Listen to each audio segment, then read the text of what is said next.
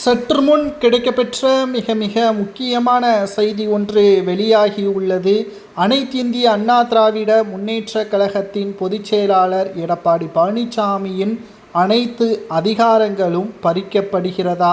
சற்று முன் கிடைக்கப்பெற்ற மிக முக்கியமான தகவலை தான் நாம் பார்க்க போகிறோம். அதிமுகவில் உட்கட்சி மோதல் அதிகமாகிவிட்டது. எடப்பாடி பழனிசாமியின் மீது கடுமையான கோபத்தில் தொண்டர்களும் நிர்வாகிகளும் இருக்கக்கூடிய காரணத்தினால் மக்களிடம் நேரடியான தொடர்பு கொள்ளக்கூடியவர்கள் மாவட்ட செயலாளர்களும் அடிப்படை உறுப்பினர்கள் மட்டும்தான். தலைமை நேரடியான தொடர்பை மேற்கொள்ள முடியாது.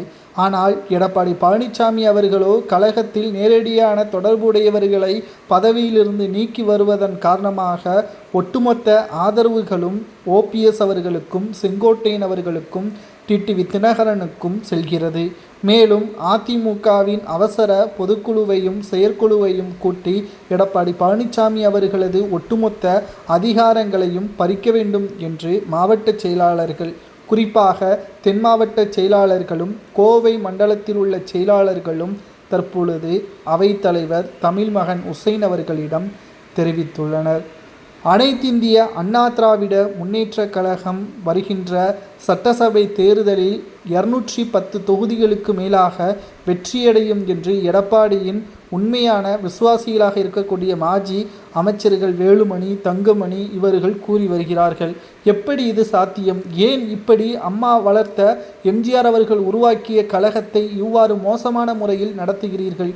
உண்மையான ஒரு அதிமுகவின் தொண்டன் நிச்சயமாக ஓபிஎஸ் பிரிந்து கிடப்பதையும் ஒட்டுமொத்த கவலையில்தான் இருப்பான். அதே சமயம் எடப்பாடி பழனிசாமியின் செயல்பாடுகளை நினைத்து பார்க்கும் பொழுதும் அதிமுகவின் உண்மையான தொண்டனுக்கு கவலையாகத்தான் இருக்கும்.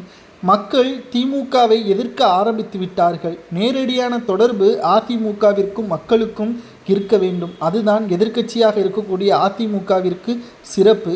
ஆனால் உட்கட்சியின் பிரச்சனைகளை பார்த்தே 4.5 ஆண்டுகளை காலத்தை கழித்துவிட்ட எடப்பாடி மக்களை எப்படி தொடர்பு கொள்வது என்ற ஒரு சந்தேகத்திலும் இருக்கிறார்.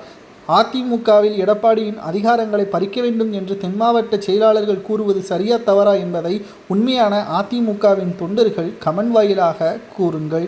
நீங்கள் எந்த தொகுதியிலிருந்து பார்க்கிறீர்கள்? உங்களுக்கு எடப்பாடி ஆதரவா அல்லது ஓபிஎஸ் ஆதரவா என்பதையும் மறக்காமல் கமெண்ட் வாயிலாக தெரிவிங்கள். நன்றி, வணக்கம்.